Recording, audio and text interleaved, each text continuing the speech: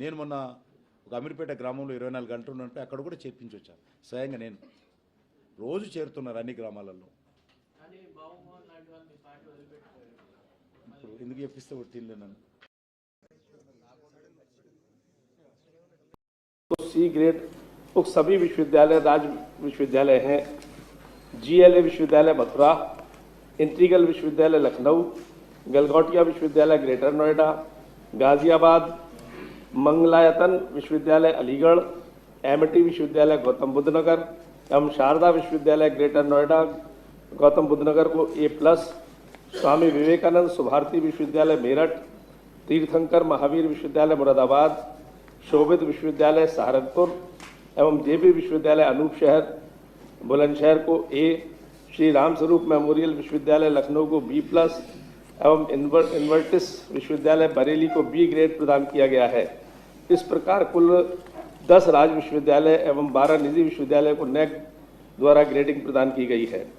इसके अतिरिक्त 10 राजकीय महाविद्यालय, 42 सहायता प्राप्त अशासकीय महाविद्यालय तथा 2400 वित्त पोषित महाविद्यालय को NAAC द्वारा विभिन्न ग्रेड प्रदान किए गए हैं।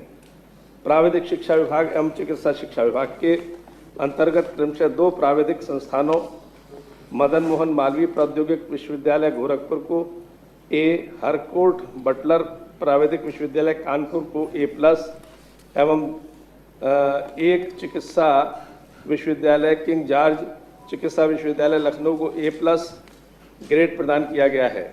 इसके अतिरिक्त डॉक्टर APJ अब्दुल कलाम प्राविधिक विश्वविद्यालय लखनऊ के संबद्ध 19 प्राविधिक संस्थानों को NAAC द्वारा विभिन्न ग्रेड प्रदान किए गए हैं। जी नहीं, प्रश्न ही नहीं उठता। उपरोक्तानुसार माननीय त्रिपाठी जी।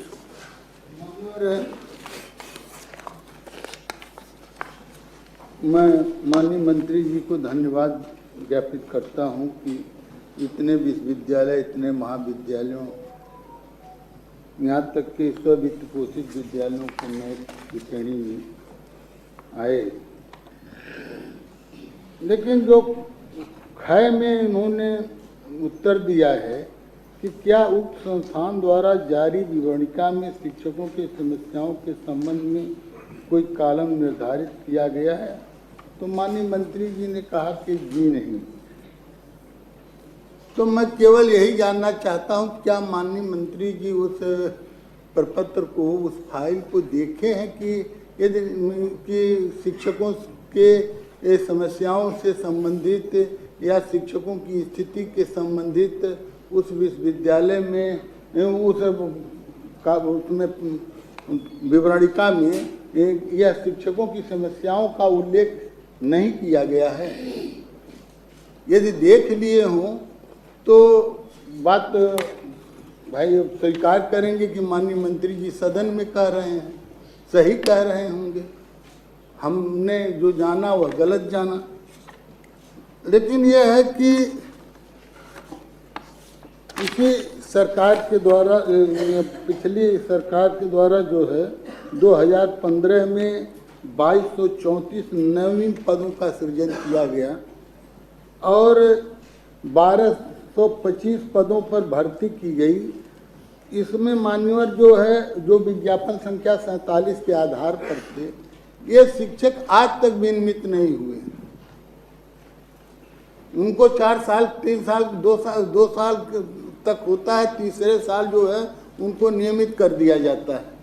लेकिन आज 2015 से आज तक इन शिक्षकों को नियमित नहीं किया गया। 2024 से उनको जो और लाभ दिए जाते हैं, प्रगामी लाभ, चाहे जैसे कैश का है और है, पदोन्नति का है, तो वह लाभ उनको नहीं मिल रहा है। तो माननीय मंत्री जी केवल यही दिखवा लें कि क्या उस विवरणिका में, NAAC की जो विवरणिका होती है जिसको भरा जाता है जिसके आधार पर, उसमें यह देख लें कि उसमें वह प्रस्तुत मतलब उसका उल्लेख किया गया है कि नहीं किया गया है शिक्षकों की समस्याओं के संबंध में, और इन शिक्षकों को वो कब तक जो है यह विनियमित कर दिया जाएगा, क्योंकि वह 3 साल से 4 साल अधिक हो जा रहा है, 7 साल हो गए हैं। वही मैं माननीय मंत्री जी से माननीय उच्च शिक्षा मंत्री जी। कैटेगरी को तय करने वाली संस्था राष्ट्रीय मूल्यांकन प्रत्यायन परिषद जो यूजीसी के अंडर में होती है वो करती ये है। नहीं मंदिर, आप केवल ये देख लें कि आश्वस्त कर दें सदन को कि हाँ हमने देखा है, उसमें शिक्षकों की समस्याओं का कोई उल्लेख नहीं है, उसमें नहीं है। बाकी मैं और बस वही है मैं उसको, लेकिन जो ये शिक्षक जो विनियमित नहीं हुए हैं उन्हीं भी महाविद्यालयों से संबंधित हैं, तो इनका जब आज तक जो है 8 साल हो गया, 9वां साल चल रहा है और 3 साल के बाद वो उनको विनियमित कर दिया जाना चाहिए, क्योंकि इनकी हर वर्ष जो है अनुमति ली जाती है और बार बार वह 3 साल तो अनुमति लिए। ये जो उनके कार्य ठीक है तो उनको विनियमित करने में कौन सी बाध्यता है, कौन सी कमी आ रही है। मैं माननीय मंत्री जी से प्रार्थना करता हूं कि ऐसे माननीय शिक्षकों मंत्री, को कर माननीय दें। उच्च शिक्षा माननीय अध्यक्ष, इनका जो विषय है मूल प्रश्न से अलग है, लेकिन फिर भी मैं देख लूंगा। इसी नाते है कि नैक जो है वही तो विश्वविद्यालय या महाविद्यालय को ऊंचाई पर पहुंचाने वाला, जहां शिक्षण स्तर की व्यवस्था नहीं ठीक होगी वह विश्वविद्यालय महाविद्यालय नेक में आएगा कैसे। और जब शिक्षक पीड़ित रहेगा या उपेक्षित रहेगा तो पठन पाठन निश्चित रूप से बाधित हो सकता है। माननीय मंत्री जी, जो इन्होंने सलाह दी है उसको देखेंगे, लेकिन यह विवरणिका वही तय करते हैं यूजीसी के अंदर में जो। और ये मैं आज माननीय मुख्यमंत्री जी भी हैं और आप सब माध्यमिक विद्यालयों में और महाविद्यालयों में वेतन नहीं मिल रहा है। इतना मालूम मानव संपदा के आधार पर वह वेतन नहीं, अधिकारियों ने शिथिलता किया, जबकि आदेश शासन और माननीय मुख्यमंत्री जी के यहाँ से बहुत पहले गया, लेकिन अधिकारियों ने उसका अनुपालन नहीं किया और परिणाम स्वरूप आज है कि वह पिछले माह से वेतन नहीं मिल रहा है। तो माननीय मुख्यमंत्री जी भी हैं, मैं प्रार्थना करता हूं कि इस पर जो है कुछ, जो माध्यमिक विद्यालय हैं और जो महाविद्यालय हैं वो है पहले मैनेजमेंट इंफॉर्मेशन सिस्टम से वह वेतन होता था, अब यहाँ से चला गया कि मानव संपदा के आधार पर जो होगा तो वो होना चाहिए, नया वो है जो होना चाहिए, उससे मैं उसके पक्ष में हूँ कि वह होना चाहिए। उससे वेतन निरंतरता बनी रहती है, 1 तारीख को वेतन चला जाएगा, लेकिन अधिकारियों ने उसका अनुपालन नहीं किया। वह मैं माननीय मंत्री जी से और माननीय मुख्यमंत्री जी से करबद्ध प्रार्थना करता हूं कि कम से कम वेतन के लिए कोई रास्ता निकल जाए और ऐसे शिथिलता करने वाले अधिकारियों के भी विरुद्ध कार्रवाई किया जाए, क्योंकि जब शासन का निर्देश था, माननीय मुख्यमंत्री जी का निर्देश था, तो उसका पालन क्यों नहीं हुआ। माननीय मंत्री जी, इसको दिखवा लीजिए जो त्रिपाठी जी ने कहा है। दोनों लोग, माध्यमिक का भी कहा ना आपने? बेसिक नहीं, बेसिक का तो हो रहा, केवल माध्यमिक और महाविद्यालयों का। माध्यमिक और उच्च शिक्षा का नहीं हो रहा है। कृपया इसको दिखवा लीजिए कि ये जो मानव संपदा पोर्टल की व्यवस्था की है सरकार ने, वो जल्दी लागू की जाए, जल्दी लागू हो जाए ताकि नियमित वेतन मिलने लगे। प्रश्न संख्या 11 माननीय राज बहादुर सिंह चंदेल जी। माननीय उच्च शिक्षा मंत्री जी। प्रश्न संख्या 13 उच्च शिक्षा मंत्री जी। जी नहीं, जी हाँ, संप्रति कट ऑफ तिथि विस्तारित किए जाने का कोई प्रस्ताव विचाराधीन नहीं है। स्ववित्त पोषित योजना अंतर्गत संचालित मात्र बीएड पाठ्यक्रम के शिक्षकों को अनुरक्षण अनुदान सूची पर लाए जाने का निर्णय शासन द्वारा वर्ष 2006 में लिया गया था। तत्समय 23 सहायता प्राप्त अशासकीय महाविद्यालयों में स्ववित्त पोषित योजना अंतर्गत बीएड पाठ्यक्रम संचालित थे। उक्त नीति से आच्छादित 3 महाविद्यालयों के बीएड संकाय को शासनादेश दिनांक 6 नवंबर 2006 एवं 6 महाविद्यालयों को शासनादेश दिनांक 5 फरवरी 2014 द्वारा आवर्तक अनुदान सूची पर लिया गया। अनुदान प्राप्त उक्त महाविद्यालयों में बीएड पाठ्यक्रम में अध्यापनरत शिक्षकों को मौलिक नियुक्ति दिए जाने हेतु उत्तर प्रदेश उच्चतर शिक्षा सेवा आयोग तृतीय संशोधन अधिनियम 2006 द्वारा मूल अधिनियम 1980 में धारा 31 घ स्थापित की गई, जिसकी परिधि में आने वाले सभी व्यक्तियों का विनियमितीकरण किया जा चुका है। संप्रति उत्तर प्रदेश शिक्षा सेवा चयन आयोग अधिनियम 2023 की धारा 31-1 द्वारा उत्तर प्रदेश उच्चतर शिक्षा सेवा आयोग अधिनियम 1980 निरसित किया जा चुका है। प्रश्न नहीं उठता। माननीय चंदेल जी। मैं एक निवेदन करना चाहेंगे माननीय मंत्री जी से कि जो अशासकीय सहायता प्राप्त माध्यमिक विद्यालयों के बीएड प्रवक्ता जो हैं, बीएड प्रवक्ता, इनमें 44 पद पूर्व से ही स्वीकृत हैं और इनकी वित्तीय स्वीकृत भी वित्त विभाग से प्राप्त की जा चुकी है। अतः सरकार को कोई व्यवहार नहीं बनता है।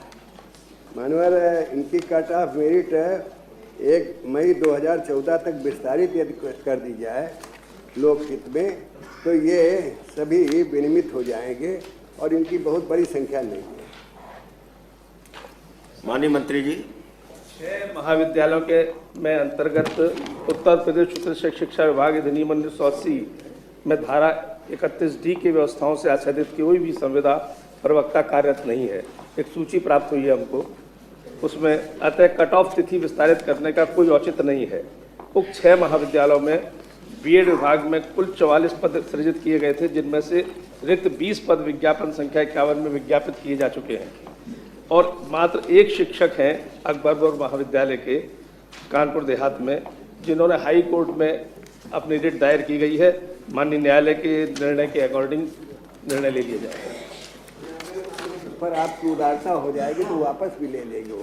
मेरे ठीक है माननीय चंदेल जी, बैठिए। मेरे क्षेत्र में है, वो चाहते हैं। माननीय मंत्री जी दिखवा लीजिए, जो चंदेल जी कह रहे हैं उसको दिखवा लीजिए। प्रश्नों का समय समाप्त हुआ। अब हम नियम 39 का की सूचना लेते हैं। माननीय ध्रुव कुमार त्रिपाठी जी। त्रिपाठी जी अपनी सूचना पढ़ दीजिए।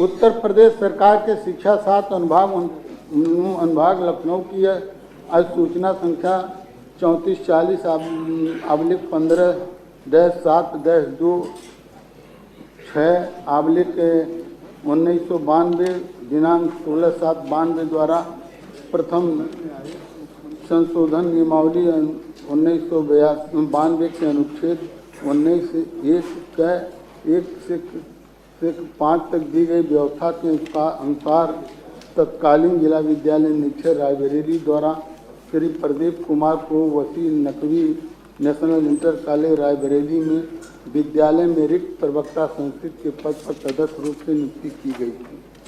यह उल्लेख विद्यालय के प्रबंधक द्वारा अपने पत्रांक नियुक्ति 1992-93 दिनांक 21/9/92 को रजिस्टर्ड डाक से जनपद उन्नाव में श्री प्रदीप कुमार के घर के पते पर भेजा था, जिसके आधार पर 30 सितंबर 1992 को श्री प्रदीप कुमार ने विद्यालय में संस्कृत प्रवक्ता के पद पर कार्यभार ग्रहण किया था।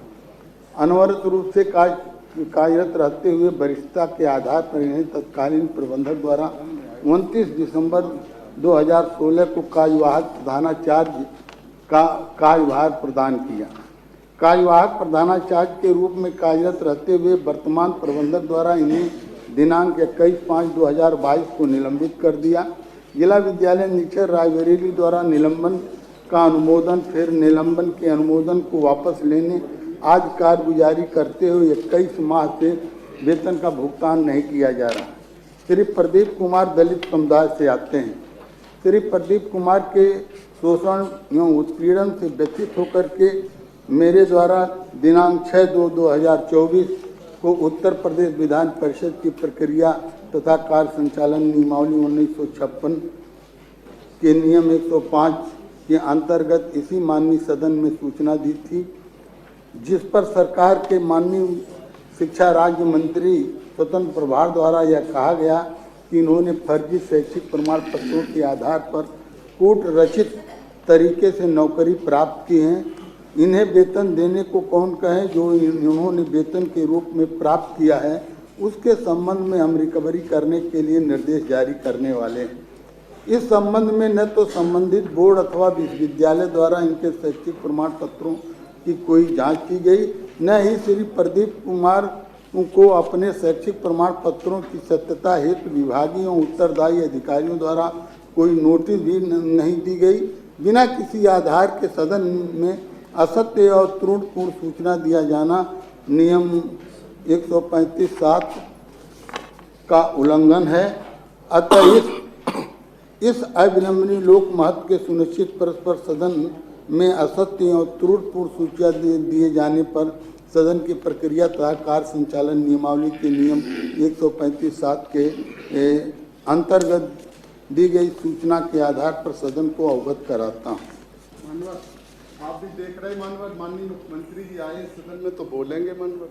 आप बैठिए, आप बैठिए। देख रहे हैं मानवर, आप बैठिए। हाँ माननीय त्रिपाठी जी। देख रहे हैं तो मान्यवर त्रिपाठी बहुत थोड़े शब्दों में कहिए। हाँ, मेरे पास प्रमाण पत्र हैं जिन विद्यालयों से उन्होंने ये 2 विद्यालय, एक से हाई स्कूल इंटर किया, वह भी उन्नाव का विद्यालय है, और वहीं के पीजी कॉलेज से बीए और एमए किया, संस्कृत से एमए किया, और उनकी 92-93 में नियुक्ति हुई।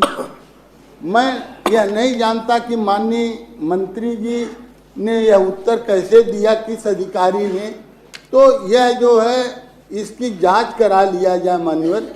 जांच करा करके ऐसे असत्य सूचना देने वाले अधिकारी के खिलाफ जो है जरूर कार्रवाई हो जाएगी, क्योंकि यह उच्च सदन है मान्यवर।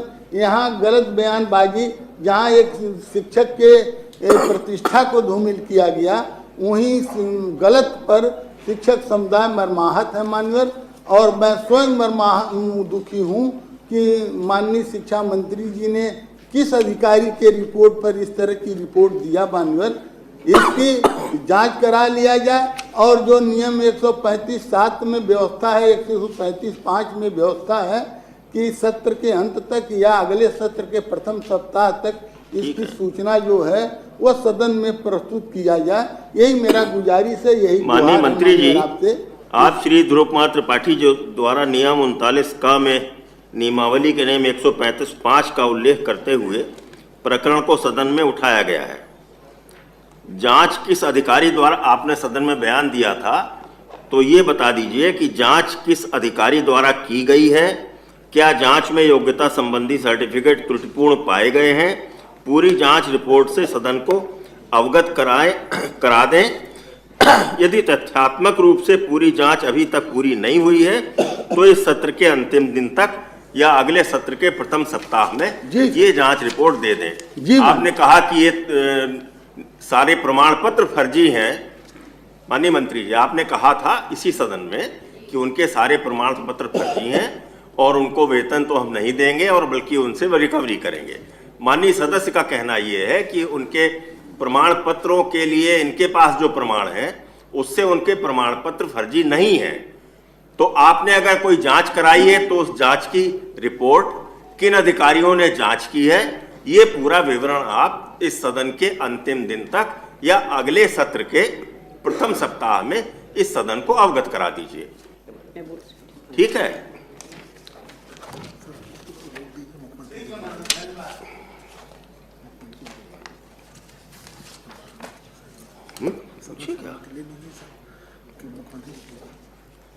माननीय मुख्यमंत्री जी, कुछ रूटीन का जो चल रहा है उसको। अच्छा, ठीक है। बजट एक सूचना दे दें सदन को कि आज भी माननीय मुख्यमंत्री जी की तरफ से मध्याह्न भोज की व्यवस्था है आप सब लोगों के लिए।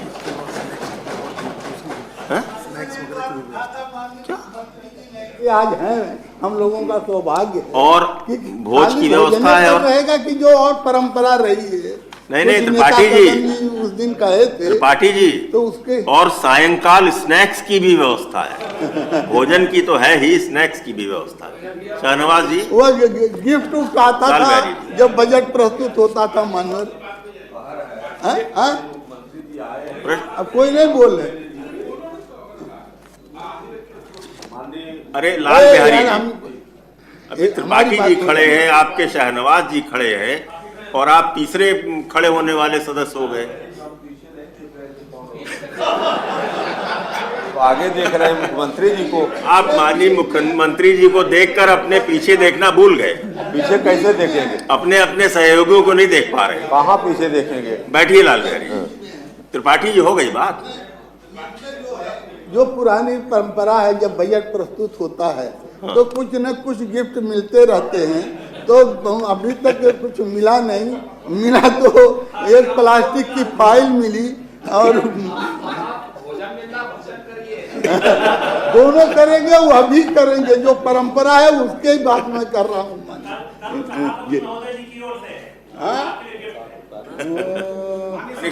गिफ्ट है मानी ऋषिपाल जी बैठे। पहले शहनवाज जी जब आएगा तो पहले ले लोगे। माननीय सभापति महोदय, आज माननीय मुख्यमंत्री जी सदन में हैं।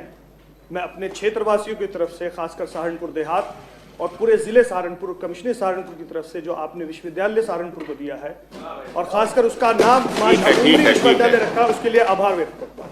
ठीक है। नियम 115 की सूचनाएं लेते हैं लाल बिहारी।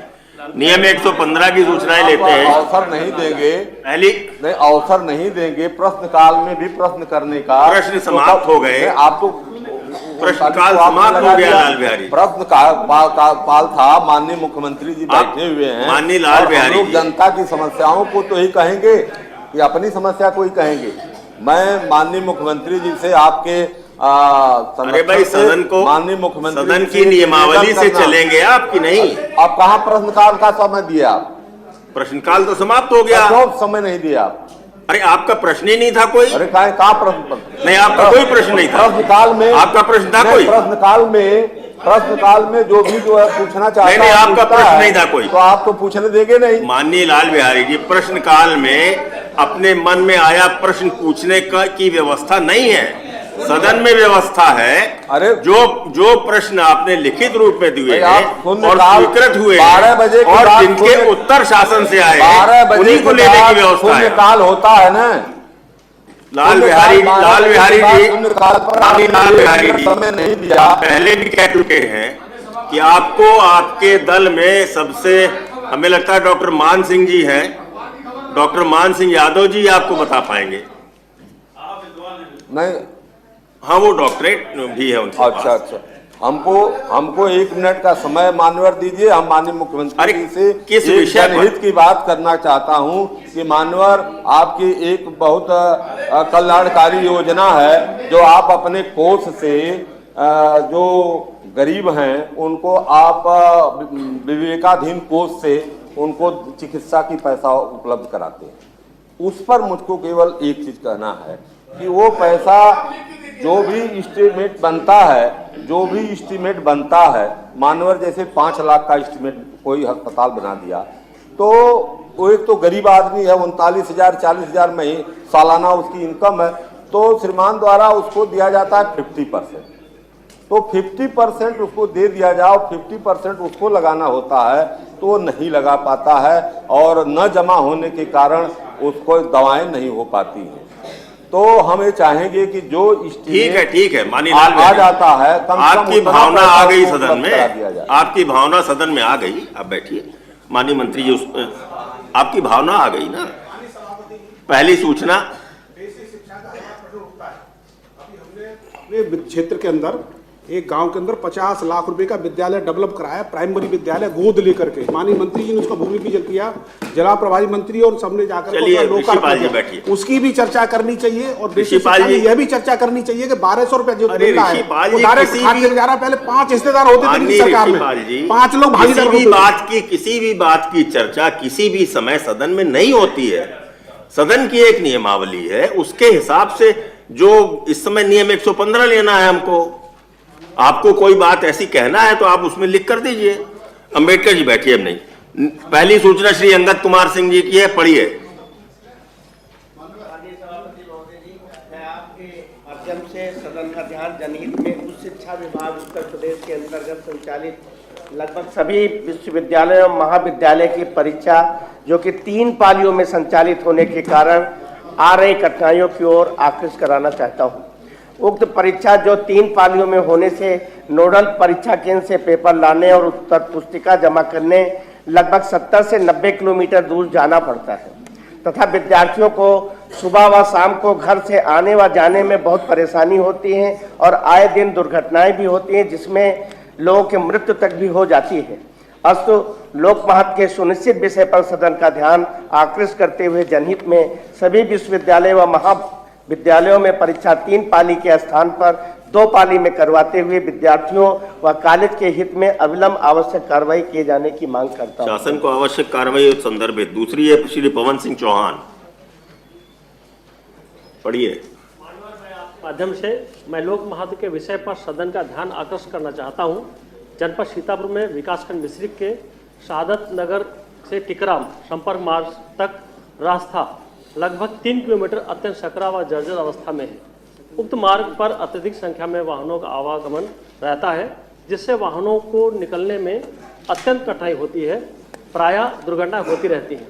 उक्त मार्ग का निर्माण हो जाने से वाहनों का आवागमन सुगम हो जाएगा तथा आम जन मानस की समस्या का निदान हो जाएगा। तो विनती करता हूं उस पर ध्यान दिया जाए। शासन को आवश्यक कार्रवाई संदर्भित। तीसरी है श्री आशुतोष सिन्हा जी। मान्यवर, मैं सरकार का ध्यान अनुदेशकों की समस्या की तरफ आकृष्ट कराना चाहता हूं। उत्तर प्रदेश में अनुदेशकों को मात्र 9,000 रुपये प्रतिमाह मानदेय दिया जा रहा है जो कुशल श्रमिक के वेतन से भी कम है।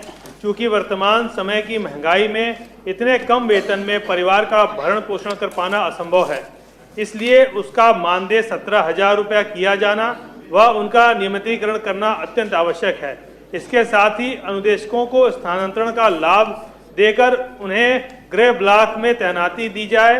महिला अनुदेशकों को विवाह उपरांत भी स्थानांतरण की सुविधा प्राप्त हो। इसके साथ ही उन्हें 14 संयोगी अवकाश सहित आकस्मिक एवं चिकित्सीय अवकाश का लाभ देना और उनका कार्यकाल 11 माह 29 दिन किया जाना जनहित में है और ताकि अनुदेशकों का उत्पीड़न बंद हो सके।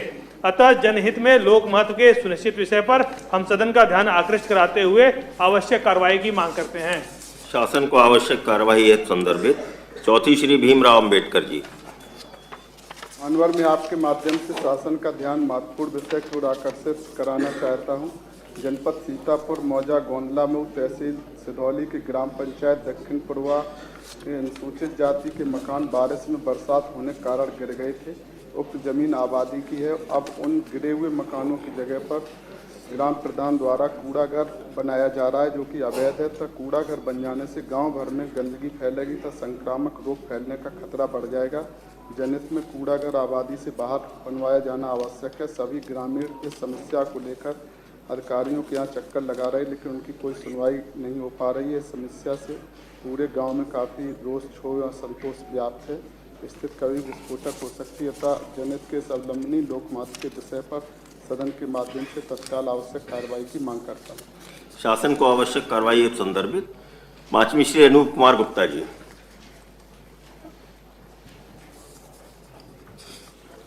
मान्यवर, पूज्य योगी आदित्यनाथ जी के नेतृत्व में चलने वाली उत्तर प्रदेश सरकार नित्य नए प्रयोगों को अंगीकार करते हुए प्रदेश को बीमारू राज्य से स्वावलंबी, सक्षम, सर्वोत्तम प्रदेश बनाने के संकल्प के साथ कार्य कर रही है।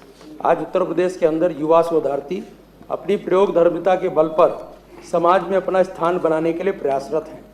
हमारा मानना है कि प्रदेश में विज्ञान एवं नवाचार को बढ़ावा देने के लिए एक ऐसी संस्था की तत्काल आवश्यकता है जो नवाचारकों को उचित प्लेटफॉर्म दे सके, उनको विभिन्न माध्यमों से सहयोग देकर स्टार्टअप स्थापित कराने में मदद करे।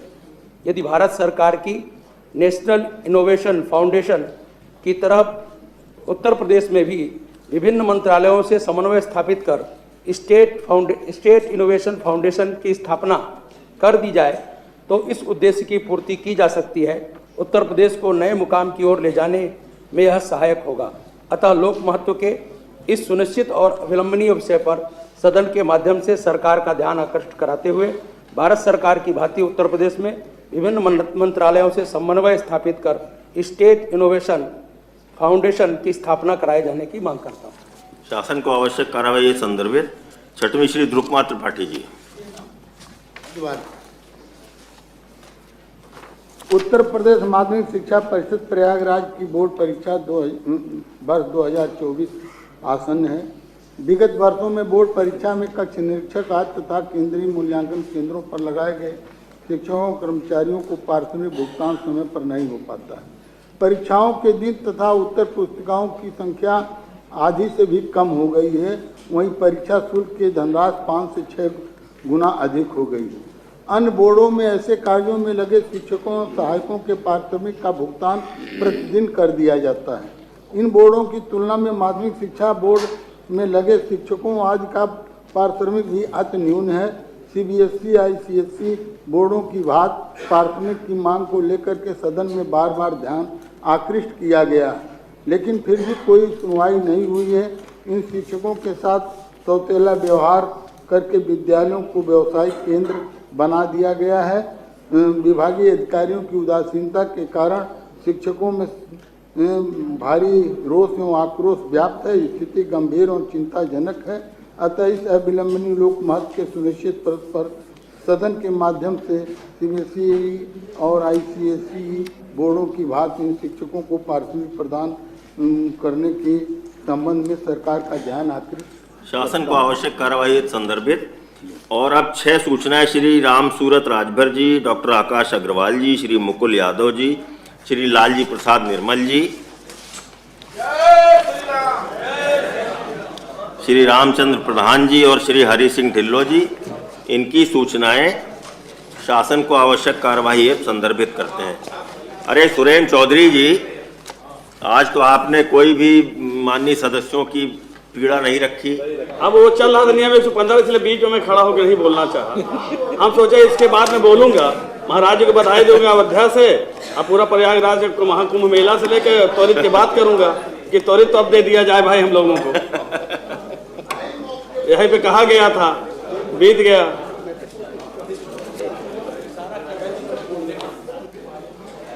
एक 105 की सूचनाएं लेते हैं। पहली है श्री लाल बिहारी यादव जी, स्वामी प्रसाद मौर्य जी, डॉक्टर मान सिंह यादव जी, आशुतोष सिन्हा जी, मुकुल यादव जी, शाहनवाज खान जी। पढ़िए।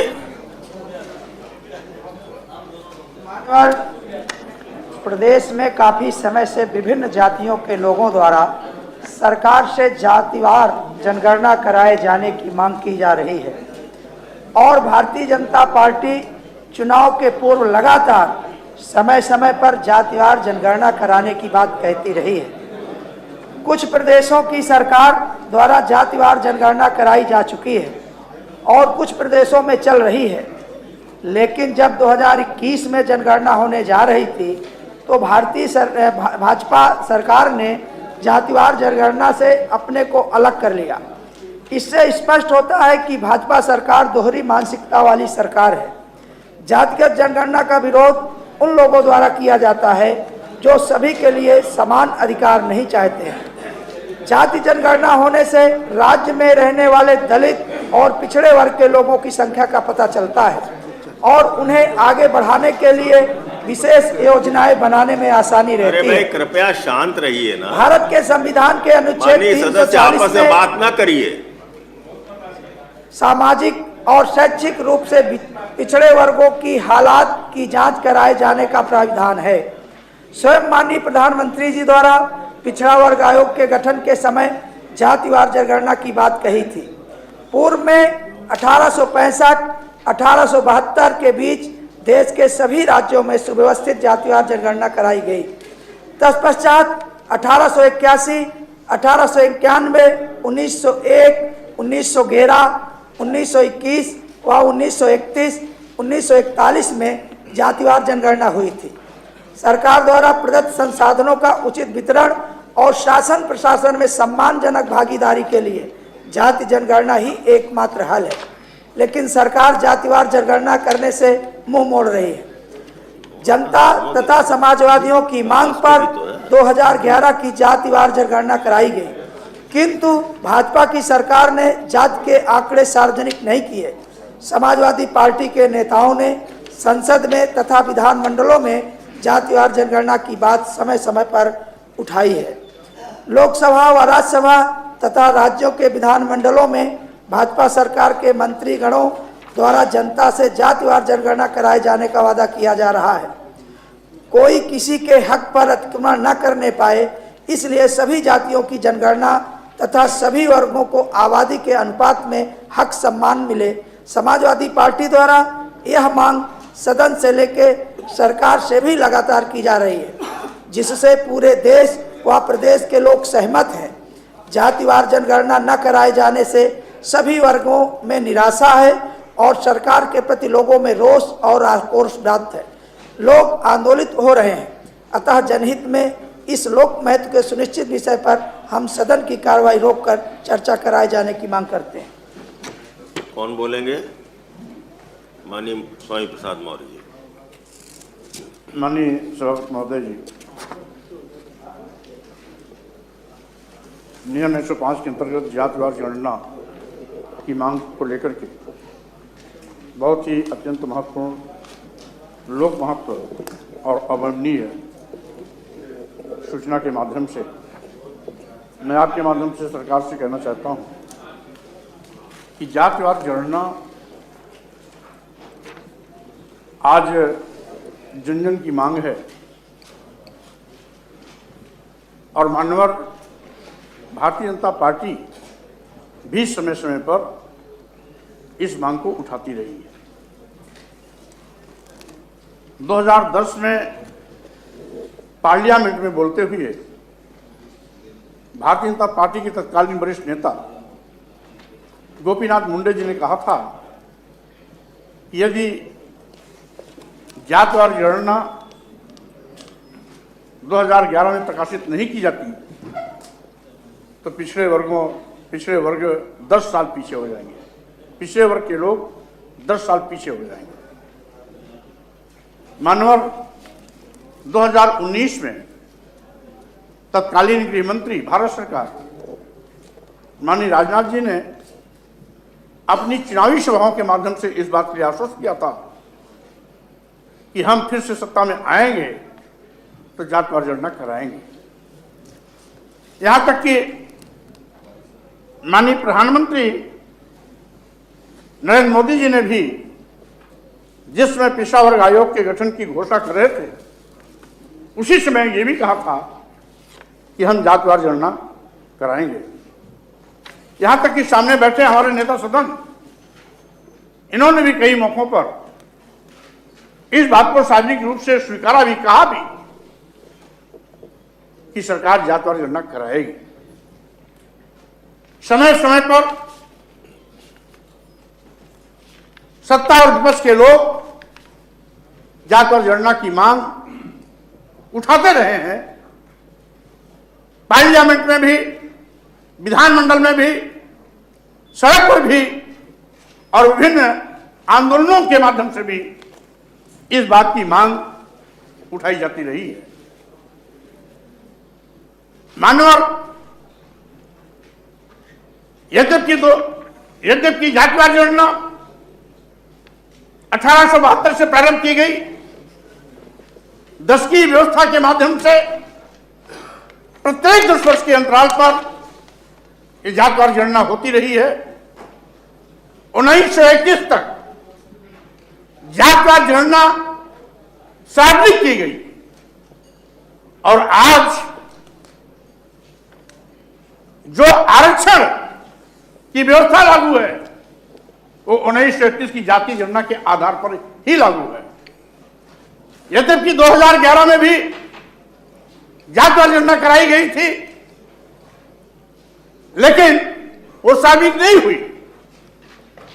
2021 में भी ये जातिवार जनगणना कराई जानी चाहिए थी, लेकिन भारतीय जनता पार्टी की सरकार ने इस बात को जातिवार जनगणना कराना ही मुनासिब नहीं समझा। पहले तो 2011 में जातीय जनगणना हुई, लेकिन आंकड़ा सार्वजनिक नहीं किया गया। अगर आंकड़ा सार्वजनिक नहीं किया गया तो स्वाभाविक रूप से उस जातिवार जनगणना का कोई मायने नहीं है। लेकिन भारतीय जनता पार्टी की सरकार ने, डबल इंजन की सरकार ने तो हद पार कर दी कि वो परंपरा ही तोड़ दी। 2021 में जो जातवार जनगणना करानी चाहिए थी, उसने उसकी शुरुआत ही नहीं कराई। सार्वजनिक करना तो बहुत दूर की बात है। अभी अभी पार्लियामेंट में हमारे देश के माननीय प्रधानमंत्री नरेंद्र मोदी जी बोल रहे थे, हम पिछड़े हैं। 2014 की चुनावी सभाओं में भी माननीय मोदी जी ने एक नहीं दर्जनों सभाओं में इस बात को कहा। किसी ने उन पर टिप्पणी की थी, हवाला दिया कि हम पिछड़ी जात के हैं, इसलिए लोग हमको नीच कहते हैं। मानवर, पिछड़ों का दर्द समझने वाला भी अगर जातवार गणना नहीं कराएगा तो कौन कराएगा? जो हमारे हक मानने का काम करते हैं, जो हमारे हकों पर कुंडली मार करके बैठे हुए हैं, जो हमारे आरक्षण के साथ घोटाला कर रहे हैं, जो आरक्षण को खत्म कर रहे हैं। भारतीय संविधान के अनुच्छेद 15(4)(16)(4) के तहत आरक्षण की व्यवस्था अनुसूचित जात अनुसूचित जनजाति के लिए है। मानवर, भारतीय संविधान के अनुच्छेद 347 के अंतर्गत शैक्षणिक और पिछड़ेपन के आधार पर केंद्र और प्रदेश सरकार समय समय पर आयोग का गठन करके सुनिश्चित करती है कि इन पिछड़ों में से सामाजिक शैक्षणिक पिछड़ेपन के आधार पर इनकी संख्या क्या है और इनको आरक्षण दिया जाना है, इस बात को सूचित करती है। उसी अनुच्छेद 340 के अंतर्गत कभी काका कालेलकर आयोग बना था, कभी मंडल आयोग बना था, और उसी मंडल आयोग की बिना पर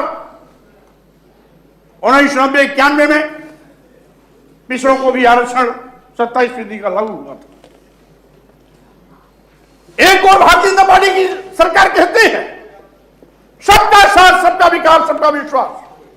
दूसरी ओर आज जिन भी विभागों में मानवर भूले बिसरे यदि कोई विज्ञापन निकलता है तो अनुसूचित जात, अनुसूचित जनजात और पिछड़ों के आरक्षण का गला घोट दिया जाता है।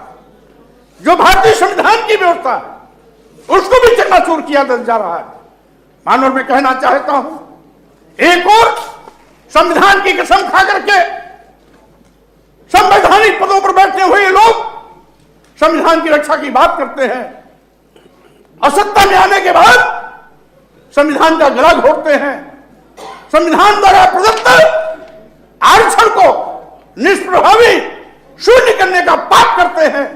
इसलिए मानवर, आज आवश्यकता है, ये जो हकों पर डकैती डाली जा रही है, जो आरक्षण खत्म किया जा रहा है, जो आरक्षण निष्प्रभावी किया जा रहा है, आरक्षण को शून्य करने की कोशिश की जा रही है, अनुसूचित जाति से जनजाति पिछड़े वर्ग के साथ भेदभाव किया जा रहा है, वो बंद भी हो और साथ ही साथ जातवार जनगणना करा करके इनको समानुपाती हिस्सेदारी सुनिश्चित किया जाए।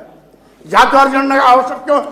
इसलिए कि 1900 जातवार जनगणना में जो मानक तय किया गया कि 52% आरक्षण, 52% पिछड़ों की संख्या है, तो मानवर जब 52% के आधार पर पिछड़ों की सूची तय हुई तो उसके बाद करीब 150 जातियां आज पिछड़े वर्ग में अलग से शामिल हुई है। 1931 की जाति जनगणना के आधार पर 52% था, लेकिन जो उस समय सूची तैयार हुई कि फला फला सामाजिक शैक्षणिक पिछड़ेपन के आधार पर पिछड़े वर्ग में आते हैं, इनको 52% आरक्षण मिलना चाहिए। चूंकि माननीय सर्वोच्च न्यायालय की एक व्यवस्था है कि हम 50% से ज्यादा आरक्षण दे नहीं सकते, इसलिए उसी बाध्यता को देखते हुए 52 की जगह पर 27% आरक्षण प्रदेश सरकारों और केंद्र सरकारों ने दिया। लेकिन आज उसके साथ भी बेईमानी हो रही है, उसका भी गला घोटा जा रहा है।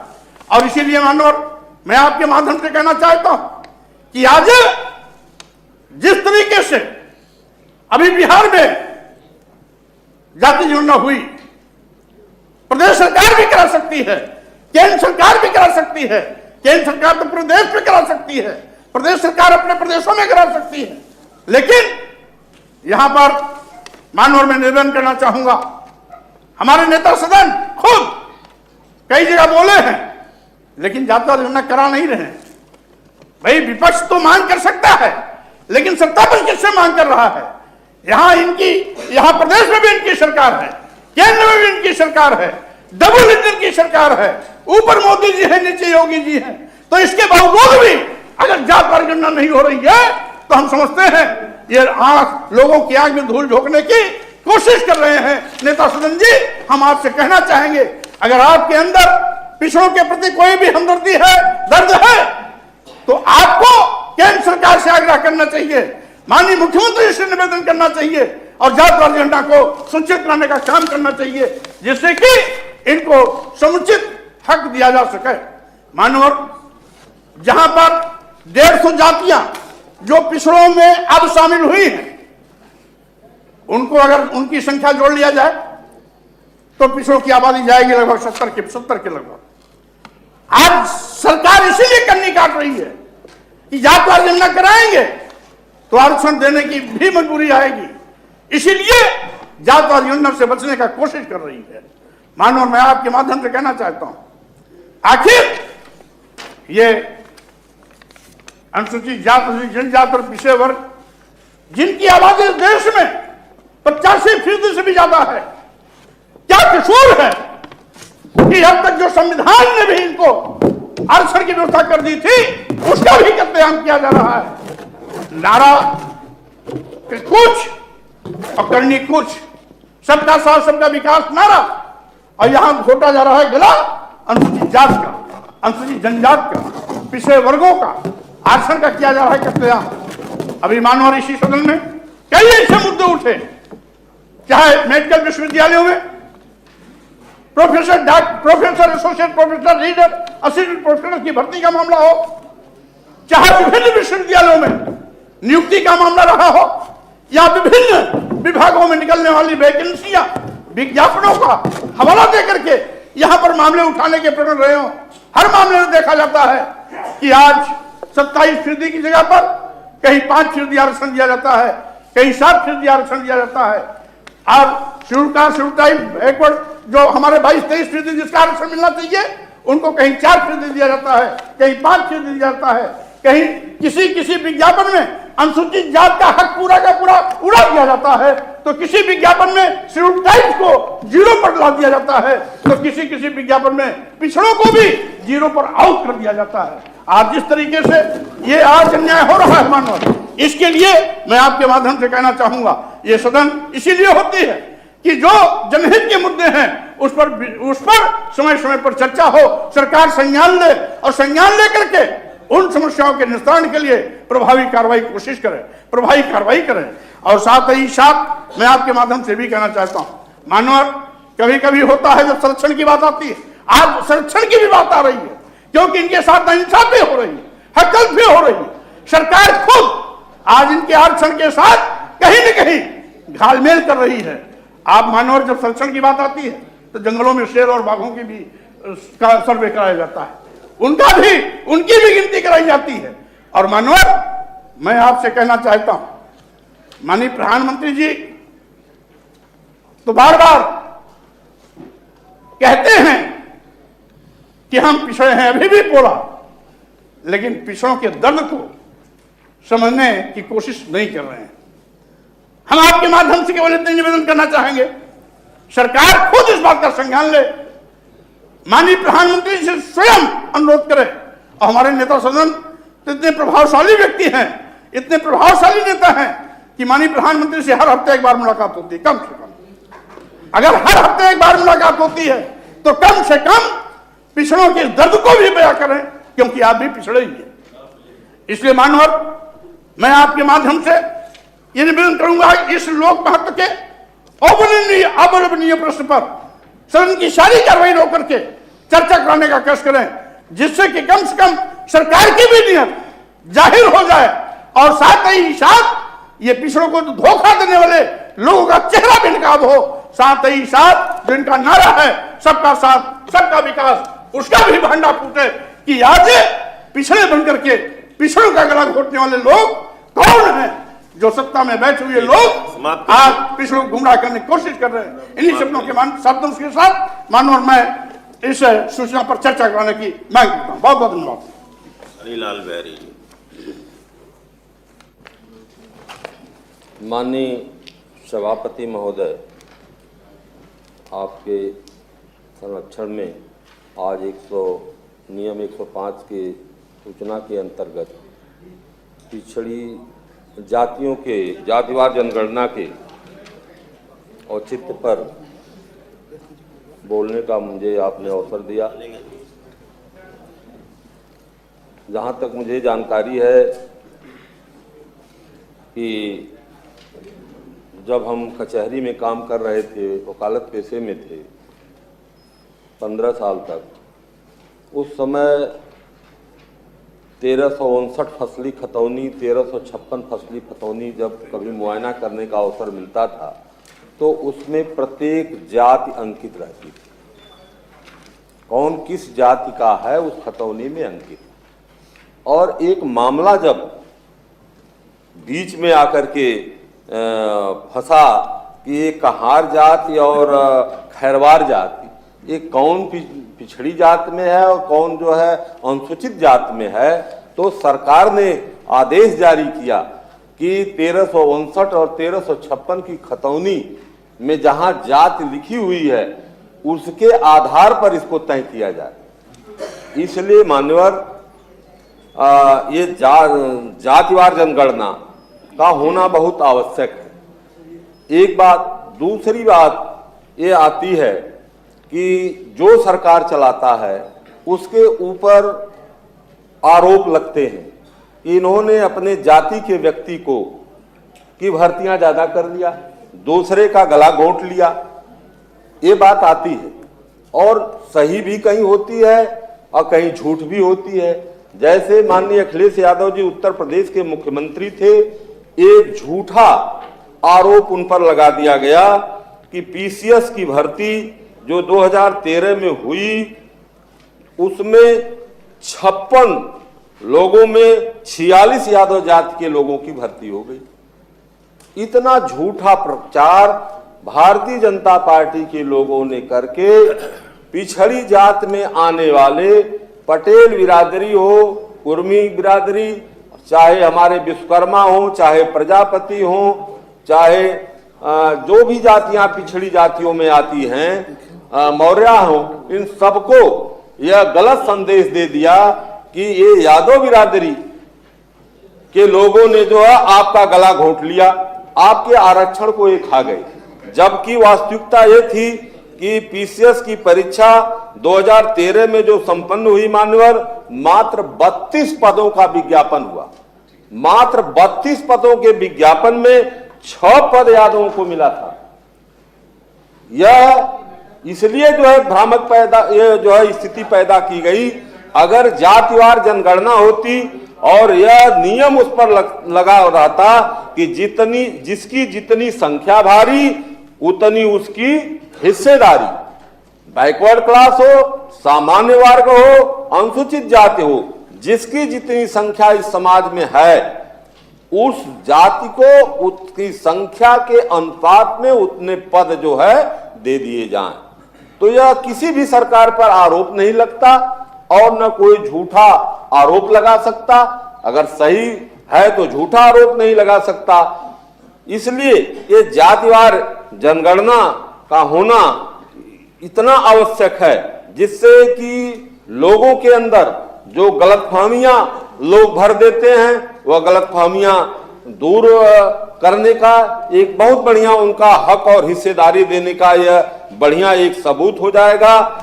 जिस प्रकार से लोगों ने जो है गुमराह किया और आज तो आंकड़े के आधार पर अगर कहा जाए कि अगर ये जातिवार जनगणना और आरक्षण लागू होते हुए भी केंद्र की भाजपा की सरकार वर्तमान कार्यकाल में जो है 340 ज्वाइंट सेक्रेटरी की भर्ती किया, जिसमें ओबीसी, माइनॉरिटी, एससी, एसटी को एक पद भी नहीं दिया।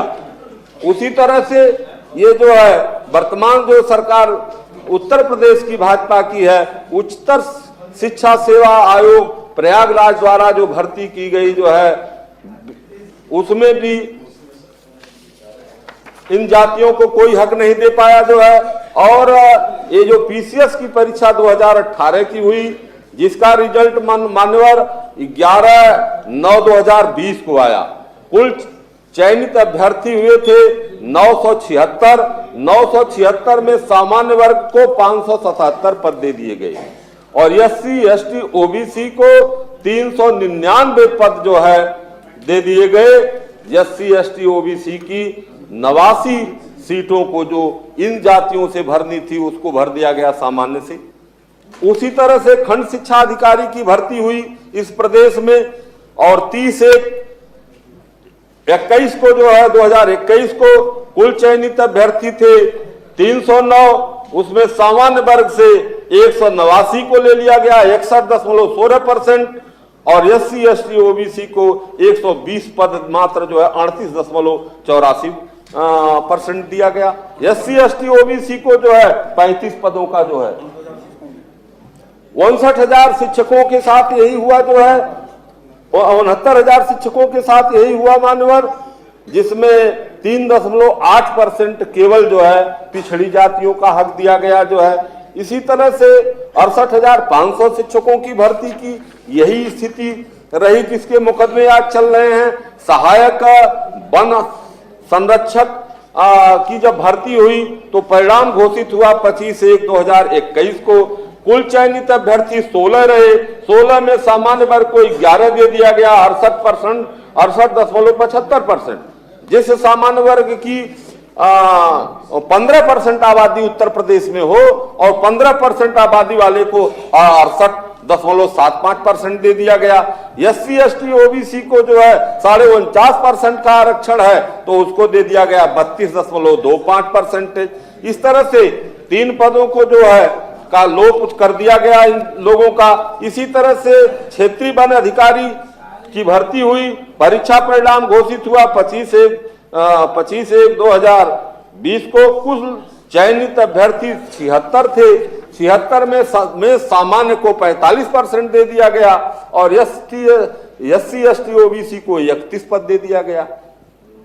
इस तरह से जो है सहायक वन अधिकारी की परीक्षा हो रही है 2019 में, परिणाम घोषित हो रहा है 25/3/21 को और कुल चयनित पद 2 हैं, 2 के 2 सामान्य को दे दिए गए, एससी एसटी ओबीसी 0 पर रह गया। क्षेत्रीय वन अधिकारी की परीक्षा हुई, परीक्षा परिणाम घोषित हुआ जो है 24/3/2021 को।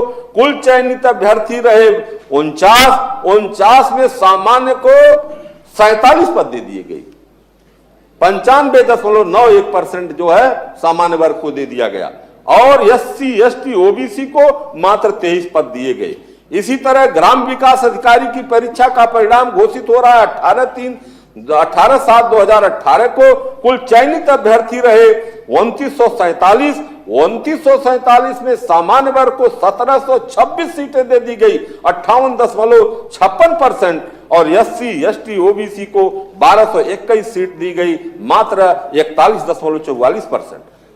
इस तरह से एससी एसटी ओबीसी की 253 सीटों की क्षति हुई।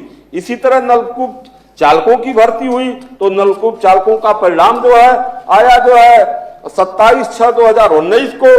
कुल चयनित अभ्यर्थी 3210 हुए, 3210 में सामान्य वर्ग को 2322 72.33% का आरक्षण दे दिया गया और एससी एसटी ओबीसी को 888 पद केवल दिए गए, जिनको 27.67% ही केवल मिला। इसी तरह से मान्यवर जो है असिस्टेंट प्रोफेसर हिंदी की परीक्षा का परिणाम घोषित हो रहा है 13/1/2020 को। कुल चयनित अभ्यर्थी 166 हो रहे हैं, 166 में सामान्य वर्ग को 104 सीटें दे दी जा रही है 62.65% और एससी एसटी ओबीसी को मात्र 62 सीट दी जा रही है, जिसका परसेंटेज 37.35 हो रहा है। इस तरह एससी एसटी ओबीसी की क्षति जो है 21 पदों की हो गई। असिस्टेंट प्रोफेसर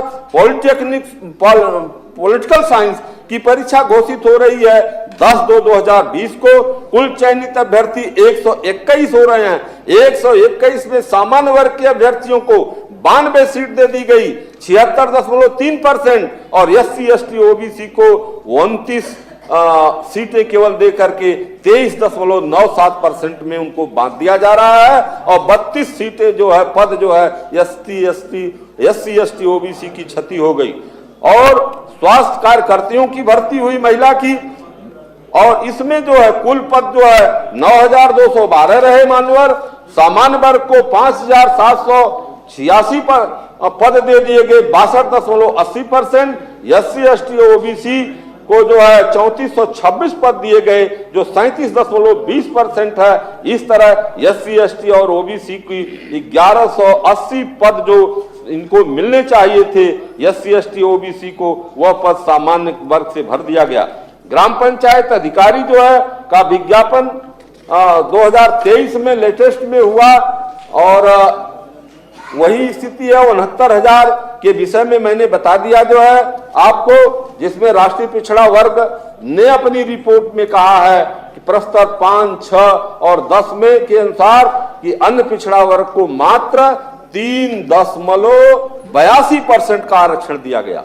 मानवर जिस जाति को भारत के संविधान में दी गई व्यवस्था के तहत जो है 27% का आरक्षण मिलना चाहिए, उस 27% आरक्षण की जगह पर उसको 3.82% आरक्षण मिल रहा है। ये कहां का न्याय है? यह इसमें तमाम अधिकारियों ने जो है फर्जीवाड़ा करके जो है तमाम मुकदमे लड़कों से आज जो है लड़वाया जा रहा हाई कोर्ट में जो है, और इसमें लड़के जो है आज बैठे हुए हैं जो है धरने पर।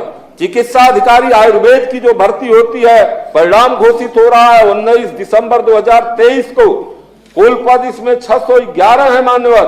सामान्य EWS को 496 यानी 81% जो है कि जो है सीट दे दी गई, और SC ST OBC को 115 सीट मात्र 19% दी गई।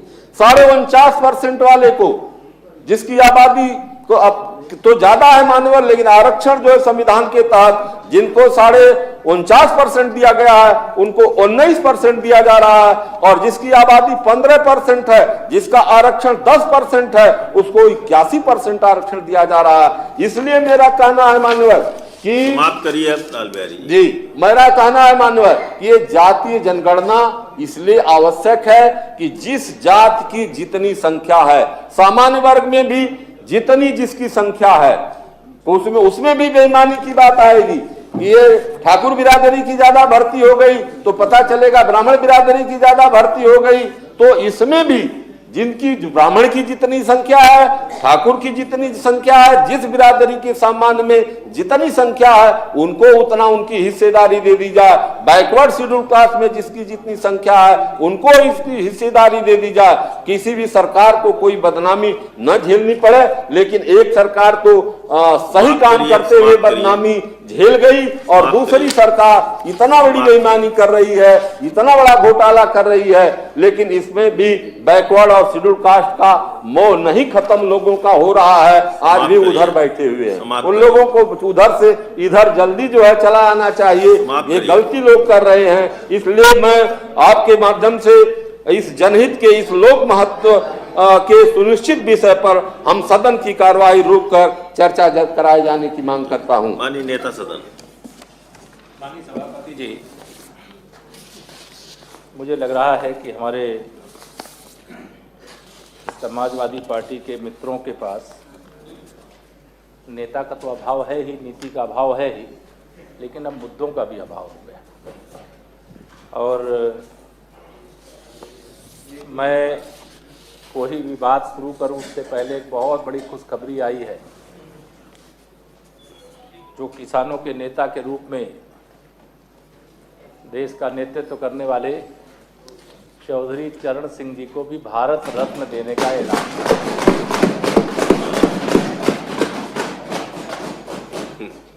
माननीय सभापति जी, प्रधानमंत्री श्री नरेंद्र मोदी जी के नेतृत्व में यह जो ऐतिहासिक फैसले, चाहे वह बिहार में जननायक कर्पूरी ठाकुर जी, नरसिम्हा राव दोनों होगा। सबको दे देंगे,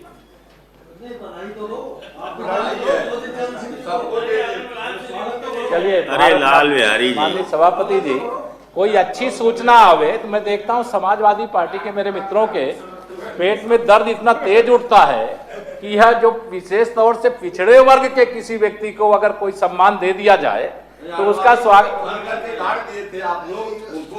बैठिए बैठिए बैठिए बैठिए। तो माननीय सभापति जी, जो नियम 105 में जो सूचना आज आप सब लोगों ने सपा के माननीय सदस्यों ने दिया है, यह सूचना कई बार इस सदन में आ चुकी है,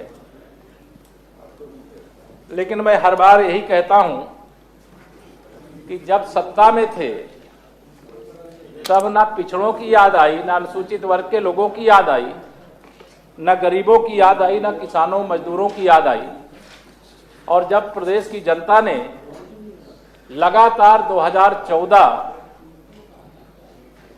में जब उत्तर प्रदेश में समाजवादी पार्टी की सरकार थी, धूल चटा करके कमल का फूल खिला दिया, 73 लोकसभा सीटों को जिता दिया। और जब 2017 का विधानसभा चुनाव हुआ तो समाजवादी पार्टी का सुपड़ा साफ कर दिया, 325 विधानसभा सीटों पर भाजपा गठबंधन को जिता दिया। और जब 2019 का लोकसभा चुनाव हुआ, बहुत बड़ा गठबंधन करके आए थे, देश के गरीबों के मसीहा, किसानों के मसीहा, और जो पिछड़ों। अब नेता सदन बोल रहे हैं, माननीय स्वामी प्रसाद जी, मेरा अनुरोध आपसे संरक्षण में चाहता हूँ। नेता सदन बोल रहे हैं। या तो वो बैठ जाए तो आप बोलिए, विषय पर बोलेंगे, वो बैठ जाए तो बोलिए, बोल रहा हूँ, बैठ जाए तो बोलिए। आप लोगों की मंशा हम समझ गए, आप लोगों की जो मंशा है वो समझ में आ गया। जो करना है वो लाल बिहारी जो करना है वो करिए। नहीं, आप पक्ष में कोई सदस्य विषय काटता है तो पीठ से निर्देश आता है कि विषय बोले, आप विषय में क्यों? माननीय सभापति जी, यह विषय आप बैठिए, इससे जुड़ा हुआ है, लोग बैठिए, यह विषय इससे जुड़ा हुआ है, यह विषय इससे जुड़ा हुआ है, इससे अलग नहीं है। बैठिए।